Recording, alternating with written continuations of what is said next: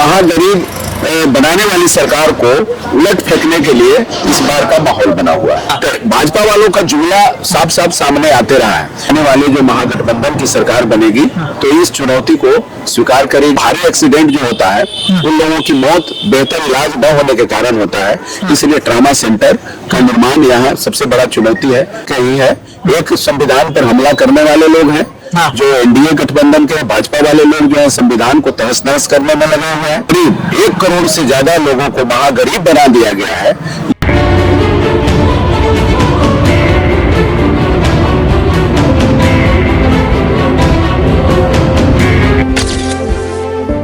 इस वक्त हम मौजूद हैं बिहार के अरवल जिले में और वर्तमान विधायक और महागठबंधन से प्रत्याशी हमारे साथ महंत सिंह है। आइए इनसे बात करते हैं और जानने की कोशिश करते हैं इस बार चुनावी माहौल क्या है।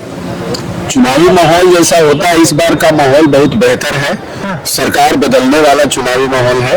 पूरे सरकार 20 साल का जो सरकार है और 20 साल के सरकार ने जो यहाँ जनता के साथ धोखा दिया है, सबसे बड़ा धोखा जो जनता के साथ हुआ है कि 20 साल के शासनकाल में करीब 1 करोड़ से ज्यादा लोगों को महागरीब बना दिया गया है।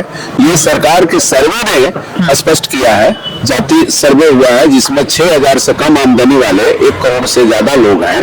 और अब समझ सकते हैं कि जिस सुशासन और विकास की सरकार थी उसका उपलब्धि हुआ कि 1 करोड़ से ज्यादा लोग महागरीब हो गए और महागरीब बनाने वाली सरकार को उलट फेंकने के लिए इस बार का माहौल बना हुआ है।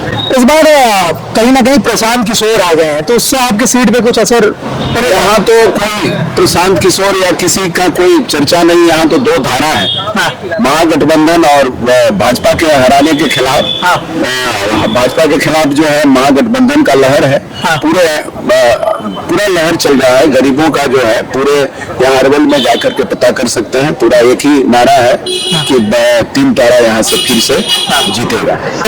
और आपके सामने भी इस बार जो है प्रत्याशी बदल गए हैं भाजपा से, वो भी विधायक है, तो इस बार लड़ाई कैसे देखते हैं आप? मैं विधायक के साथ साथ यहाँ के माटी से जुड़े हुए रहा हूँ और जब विधानसभा सत्र चलते रहा था उसी समय मैं पटना में रहता था। उसके बाद मैं अरवल में ही हमेशा रहने का काम किया है, इसलिए मैं जनता से जुड़ा हुआ रहा हूँ। अब वो अचानक जो इनका किसी गली के बारे में जानकारी नहीं है, किसी समस्या के बारे में जानकारी नहीं है, अरवल के बारे में कखगना की जानकारी नहीं है और वो अरवल की समस्या का कैसे समाधान कर सकते हैं। 5 साल में मैंने 500 से ज्यादा सवाल किया, जिसमें ज्यादा से ज्यादा सवाल करने के कारण यहाँ बाईपास का मामला हल हुआ। बाईपास बनाया गया, करीब 165 सड़कें बनी है, 15 हमने अस्पताल बनवाने का काम किया है, सदर अस्पताल को दुरुस्त करवाने का काम किया है, नहर को दुरुस्त करवाने का काम किया है। इसके अलावा लघु सिंचाई से लेकर के विद्यालय के भवन, एक गांव के सभी गली नली के बारे में मुझे सब पता है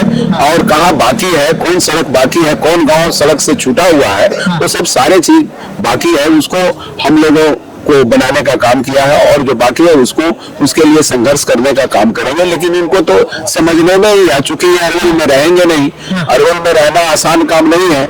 आज तक इतिहास में कोई रहा नहीं। हमने 5 साल तक अरवल में ही बिताया है, इसलिए गली गली के बारे में मुझे पता है कि अगले बार हमको क्या करना है क्या नहीं करना है, इसलिए जनता हम पर भरोसा कर रही है। प्रशांत किशोर, क्योंकि आप विधायक हैं इसलिए आपसे सवाल ये पूछना लाजिम हो जाता है कि प्रशांत किशोर किसका नुकसान कर रहा है, आरजेडी का या जेडीयू का या आपकी पार्टी, मतलब महागठबंधन या एनडीए? मैं कह रहा हूँ कि प्रशांत किशोर का कोई चर्चा ही नहीं है। हर जगह से प्रत्याशी तो उतार प्रत्याशी तो बहुत सारे हैं यहाँ, कुछ तो मैं कह रहा हूँ कि यहाँ कोई चर्चा नहीं है। आप पता कर सकते हैं, किसी तरह का कोई चर्चा नहीं है प्रशांत किशोर का। कहीं है एक संविधान पर हमला करने वाले लोग हैं जो एनडीए गठबंधन के भाजपा वाले लोग जो है संविधान को तहस नहस करने में लगे हुए हैं और संविधान बचाने वाले लोगों का एक तरफ जमात है, इंडिया गठबंधन के लोग हैं, महागठबंधन के लोग हैं, इसके तरफ काफी लोग जुड़े हुए हैं। तो मैं समझता हूं कि यहाँ 2 धारा में साफ साफ लोग समझ रहे हैं, किसी तीसरा का कोई चर्चा ही नहीं चल रही है। आप पता कर सकते हैं। डबल इंजन की सरकार है, विकास बहुत तेजी से बढ़ा है और विकास में रोक लग जाएगी, ऐसे प्रधानमंत्री जी भी कैंपेन। 20 साल हो गया। मैं कह रहा हूं कि 11 साल केंद्र की सरकार, अब 20 साल यहाँ की सरकार। विकास के लिए कितना साल चाहिए? 5 साल में हमसे हिसाब मांग रहे हैं। मैंने तो रिपोर्ट कार्ड भी छाप करके मैंने पेश किया है कि मैंने 5 साल में क्या क्या काम किया है। उनका सबसे बड़ा समस्या है यहाँ 4 लेन का निर्माण करना। यहाँ सड़क दुर्घटना बहुत, आज ही अभी खबर मिली है कि बहुत दुखद घटना घटी है, 3 लोगों की मृत्यु हो गई है और ये दुखद घटना ये बार बार सड़क दुर्घटना के कारण होता है। 4 लेन जब तक नहीं बनेगा तब तक सड़क का दुर्घटना पर रोक लगाना असंभव है। हमने विधानसभा में 4 बार 5 बार सवाल उठाया।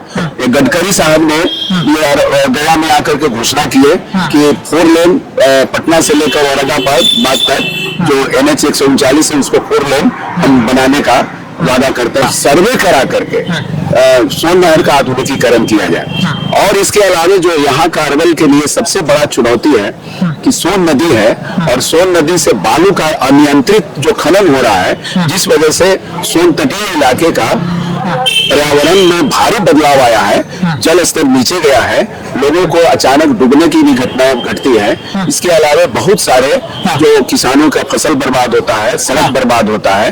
तो ये सब चुनौती है। इस चुनौती को हम समझते हैं कि आने वाले जो महागठबंधन की सरकार बनेगी तो इस चुनौती को स्वीकार करेगी और हम समझते हैं कि समस्याओं का समाधान बिना महागठबंधन की सरकार के संभव नहीं है। बिहार की राजनीति में अक्सर जाति पे वोट होता है, जाति समीकरण बड़ा इंपॉर्टेंट रोल होता है। तो क्या लगता है इस बार जाति समीकरण के हिसाब से यहाँ के वोटर है या इस बार जो है विकास को देखकर, युवा के रोजगार को देखकर वोटिंग होने वाली है? देखिए, इस बार इंडिया गठबंधन ने जो घोषणा किया है कि हर घर में, वैसे घर जहाँ किसी के घर में नौकरी नहीं मिली है उसको नौकरी देने का काम करेंगे। कम से कम ये जो 1 करोड़ लोग हैं जो 6,000 से कम आमदनी वाले हैं, इन लोगों को तो हम लोग जरूर नौकरी दे सकते हैं। संभव है हर घर में? संभव है, क्योंकि इस पे बहुत ज्यादा हर तरफ सवाल उठ रहा है कि कैसे आप एक घर में नौकरी देंगे। आप जैसे बिहार में संभव है, कैसे मैं आपको बता रहा हूँ। आउटसोर्सिंग के जरिए जितना सरकार जो पैसा खर्च कर रही है और लोगों को काम देती है, उसमें आउटसोर्सिंग का जो मालिक होता है, उसका जो कॉन्ट्रैक्टर होता है, वो 50 मजदूर की जगह पर मात्र 2 मजदूर का से काम लेता है। 50 मजदूर का वो पैसा सरकार से खाता है। तो ये सब प्रॉब्लम है, इस सब को पकड़ा जाएगा सरकार का, तो वहाँ कर्मचारी को बहाल किया जाएगा तो समझ लीजिए कितना बढ़ जाएगा। ये आपको यहाँ अस्पताल का मामला हो, नगर परिषद का मामला हो या अन्य जगह का मामला हो, इन सारे जगहों पर इस तरह के चीजें आपको दिखाई पड़ेगा। अरवल की जनता को लास्ट संदेश क्या देना चाहते हैं हमारे चैनल के माध्यम से आप? अरवल की जनता को हम यह संदेश देना चाहते हैं कि अरवल की जनता जरूर इस बार जो है मौका देगी, ताकि जो अधूरा मौका तो आपको दिया था ना एक बार। हाँ, एक बार फिर मौका देगी, ताकि जो अधूरा काम बच गया है, 5 साल में मैंने बहुत सारा काम किया है, जो अधूरा काम बचा है उस अधूरा काम को मैं पूरा कर सकूं। तो अरवल विधानसभा के वर्तमान विधायक और महागठबंधन के प्रत्याशी हमारे साथ थे और भी लोग से बात करेंगे और जानने की कोशिश करेंगे इस बिहार के चुनाव के बारे में।